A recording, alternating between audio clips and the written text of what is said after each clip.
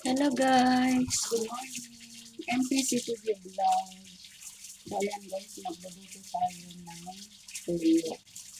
So bali, sibuyas, kamatis, tapos nilagyan ng konting asin lang guys. Kasi yung tuyo na ipapatong ko dito ay meron na siyang asin para hindi siya maalat. So durog-durogin lang natin ito.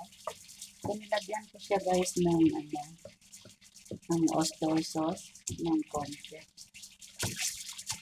Tapos, gusto niya namang manghang guys, mas okay. Pero yung kasama ko kasi ayaw niya ang manghang. So, medyo binangyahan ko yung mantika guys para maluto yung tuyo na ipapatong dito. Ipapatong ko lang kasi yung tuyo dito guys. Tapos, takpan na siya. Saka siya patayin na yung apoy kasi nga, diba, pag Arabic country ay ayaw na ayaw nila yung ano, yung amoy ng tuyo. So, ayun, inilagay natin yung tuyo.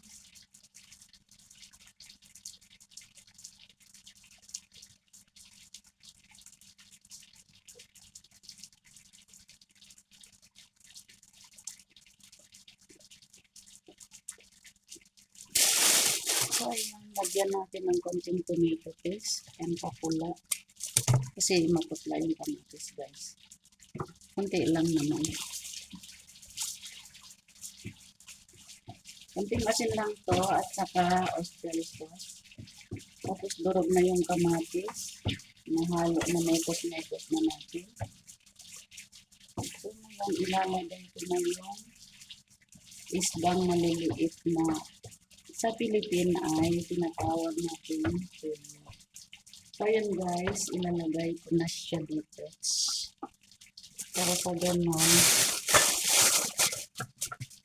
So, ayan yung tuyo, oh. Maliliit. So, ilagay ko na siya dito guys. Patayin ko na muna yung apoy kasi para hindi siya mangangamay. Mamaya ko ulit siya anuhin pag doon na sa labas. Kasi nga, ayaw ng mga amo yung ewebes ngayon, baka andito sila mamaya ulit. So, ganyan lang. Tatakpan ko yan siya. Hindi masarap ang tuyo guys with kamatis at saka sibuyas. So, mamaya ko ulit siya paandarin na takpan ko muna siya. Para hindi siya mangamoy. So, ayan. Tatakpan natin. Saka sisindihan ulit guys. Para hindi siya mangamoy. Kasi tapos ilalabas ko yan siya guys doon sa labas. Para sa ganon, hindi siya mangangamoy dito sa loob ng bahay. So, ayan lang guys. Thank you very much. MPC TV Vlog.